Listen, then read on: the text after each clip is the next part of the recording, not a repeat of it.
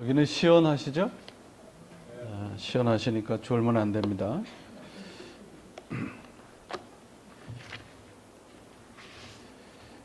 성 프란시스코라는 분이 계시죠? 성 프란시스라고도 부르고 그분에 대한 예화가 많은데 어느 날 이분이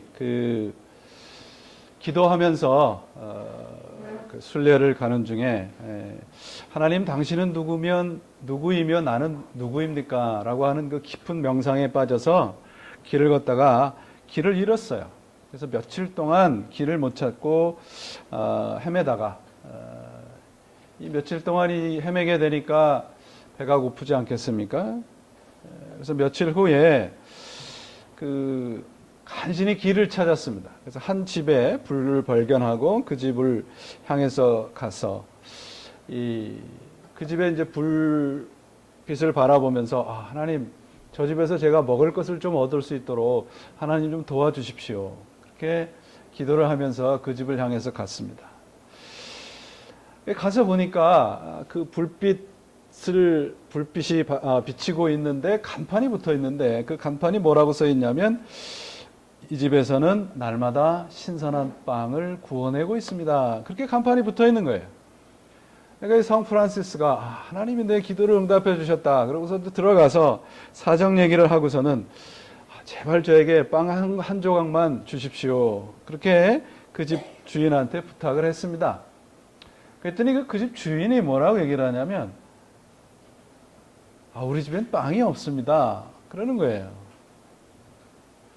그래서 성 프란시스가 그럼 이 간판에 바깥에 붙어있는 이 사인은 무엇입니까? 이 집에서는 매일 신선한 빵을 굽고 있습니다라는 사인은 뭡니까? 그랬더니 그 집 주인이 웃으면서 이 프란시스에게 뭐라고 얘기를 하냐면 우리 집은 빵을 만드는 집이 아니고 이런 간판을 만드는 집입니다. 그렇게 얘기를 했다는 거예요. 우리가 기독교인이라고 하는 거, 우리 그 기독교는 교인이라는 간판을 다뤄주는 게 아니라 쉽게 말하면 기독교는 우리 내부 수리를 해주는 종교입니다. 내부를 고치고 이 예화에처럼 실제로 빵을 만들어서 배고픈 사람들에게 제공해주는 실질적인 능력의 종교란 말이죠.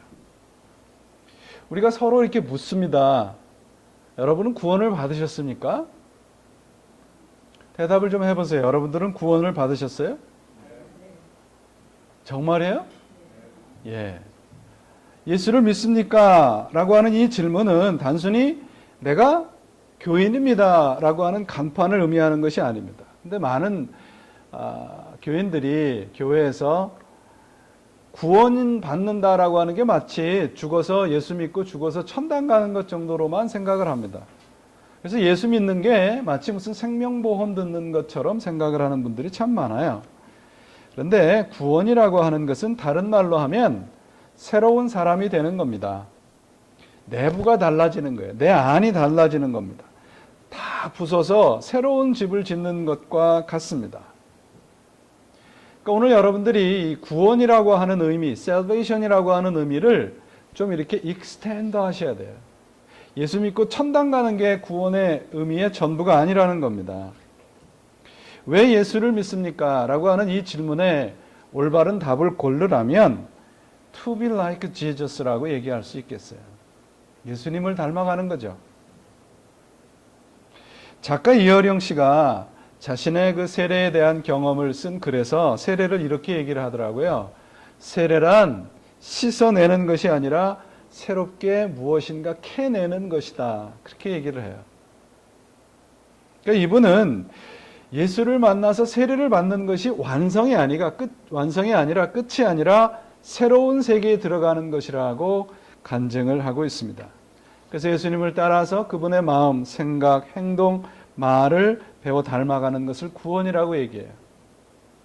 오늘 예배에서 예배 중에 찬송가 212장을 했잖아요. 거기에 보면 가사가 어떻게 되어 있습니까? 주 따라 살면 어떻게 해요? 주 닮으리니 그렇게 되어 있습니다. 예수를 믿습니다. 이 말은 새로운 삶을 시작하겠다는 시작의 선언이지 완성이 아닙니다. 우리 모두는 구원을 받은 사람들이고 완전한 존재가 아니죠. 완성을 향해서 가는 것입니다.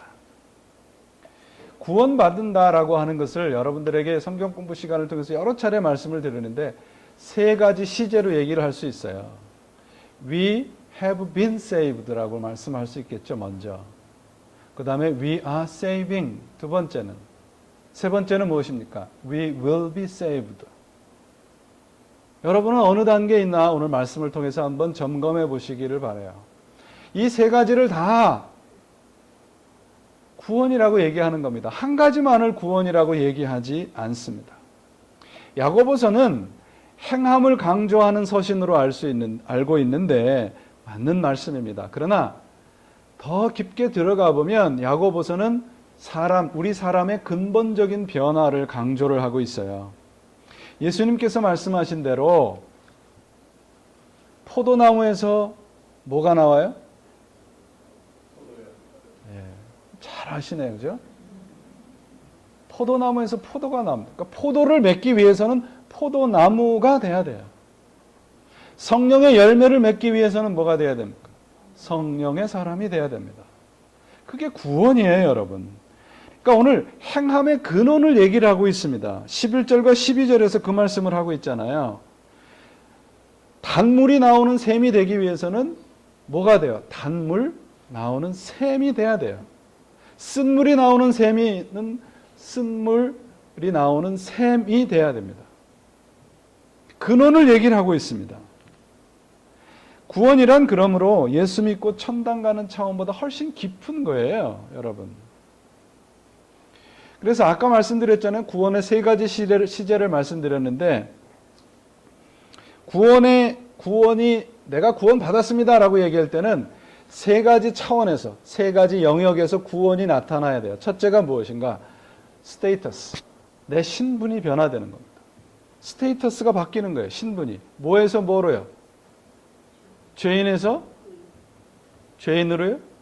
의인으로 바뀌는 겁니다.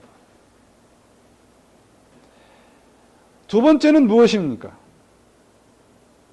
신분의 변화와 두 번째의 영역은 뭐냐면 성품이에요. 사람됨. being이 바뀌는 겁니다. 내가. 인격과 성품이 바뀌는 겁니다.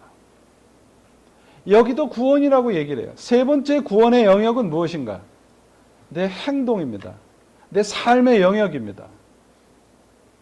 스테이터스, 내 신분은 예수를 믿는 순간 바뀝니다. 죄인에서 의인으로 단 한 번 원타임 이벤트예요.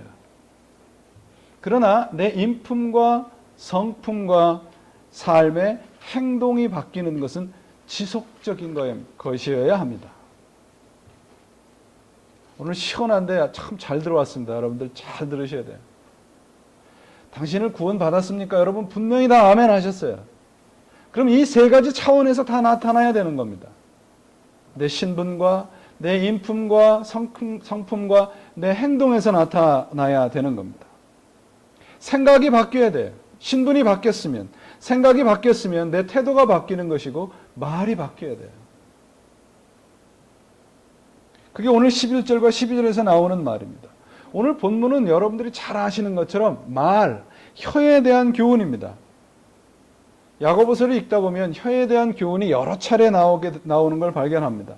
왜냐하면 이 말이라고 하는 건 인격이고 인격의 표현이기 때문에 그렇습니다. 오늘 말씀을 이렇게 들여다보시면 첫 번째가 선생들에 대한 얘기를 말로 시작을 해요. 많이 선생이 되지 말라 그렇게 얘기를 하죠. 이 말씀은 이 유대인들이 랍비라고 얘기하잖아요. 이 선생에 대한 그 존경심이 어느 정도였냐 하면 물에 부모님하고 선생이 빠졌으면 누구 먼저 건진다? 선생님 먼저 건진다.